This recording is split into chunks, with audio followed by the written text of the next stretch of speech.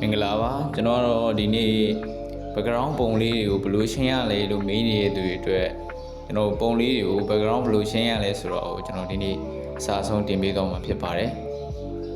ပထမဆုံးအနေနဲ့ကျွန်တော်တို့ Play Store တွေကိုအရင်သွားရမှာဖြစ်ပါတယ်အဲ့တော့ကျွန်တော် Play Store တွေကိုဝင်လိုက်ပါမယ်ပြီးတော့လို့ရှိရင်ကျွန်တော်တို့ server မှာ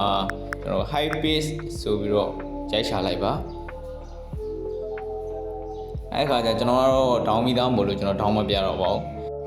ဒီ application လေးကို download ဆွဲဖို့လိုအပ်ပါတယ်ကျွန်တော်ဒေါင်းမိသွားပြီဆိုရင်ပြန်ပြီးတော့ထွက်လိုက်ပါမယ်အပြင်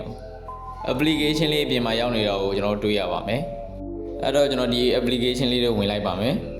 ကျွန်တော်တို့ software တွေကိုဝင်လို့ရှိရင်ကျွန်တော်တို့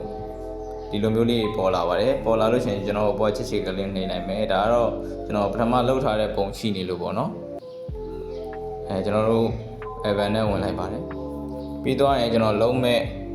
တပ်ပုံတစ်ပုံကိုကျွန်တော်ရွေးလိုက်ပါတယ်ပြီးတော့လို့ရှိရင်ကျွန်တော်တို့ဒီဘက်မှာ FJS ဆိုတဲ့ဟာလေးကိုနှိပ်လိုက်ပါမယ်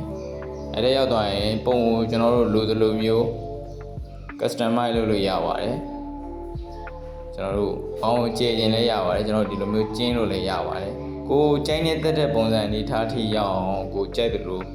လုပ်လို့ရပါတယ်ဒါကတော့ကျွန်တော်တို့လိုချင်တဲ့ပုံစံကိုဒီထဲမှာကိုကြိုက်နေတဲ့ပုံစံမျိုးကိုကျွန်တော်တို့ချိန်လို့ရပါတယ်ဒါကတော့ပုံကိုကျေလို့ရမယ်ပြန်ပြီးသေးလို့ရမယ်ပေါ့နော်ဒါကျွန်တော်တို့ကြိုက်တဲ့ပုံစံအနေထားပါဒါပြဿနာမရှိပါဘူးကျွန်တော်တို့လိုချင်တဲ့ပုံစံကိုထားလို့ရပါတယ်အဲ့တော့ပြီးသွားလို့ရှိရင်ကျွန်တော်တို့ဒီမှာကကျွန်တော်တို့နောက်ခံလိုချင်တဲ့အကြောင်းအရာကိုကျွန်တော်တို့ခြာရေးပေးရမှာဖြစ်ပါတယ်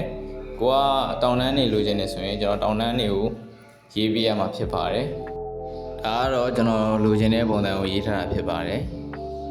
ရေးပြီးတော့လို့ရှိရင်ကျွန်တော်တို့အောက်က generate ဆိုတဲ့အစိမ်းရောင်စာတန်းလေးကိုကျွန်တော်တို့နှိပ်ပေးရမှာဖြစ်ပါတယ်ပြီးတော့ကျွန်တော်တို့စက္ကန့်အနည်းငယ်လောက်တော့စောင့်ပေးရပါမယ်ခင်ဗျာဒါဆိုရင်တော့ကျွန်တော်တို့လိုချင်တဲ့ပုံစံလေးတွေရပြီဖြစ်ပါတယ်သူကတော့ကျွန်တော်တို့ကိုရွေးချယ်ခွင့်၃ခုပုံလေးတွေပေးထားပါတယ်ကျွန်တော်ဒီ၃ခုတွေကမှကျွန်တော်ကြိုက်နေတဲ့ပုံဒီဇိုင်းလေးတွေကိုရွေးချယ်ပြီးတော့ယူလို့ရပါတယ်ကျွန်တော်တို့ဒါဆိုရင်တော့ပုံလေးရတော့ပါပြီ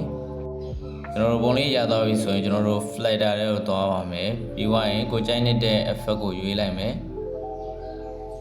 အဲဆိုရင်ကျွန်တော်တို့ပုံလေးတွေကကျွန်တော်အပြင်မှာသဘာဝအတိုင်းရိုက်ထားတဲ့ပုံလေးတွေနဲ့တပုံစံနဲ့တူနေတဲ့ background လေးတွေနဲ့ပုံလေးတစ်ပုံဖြစ်လာပါမယ်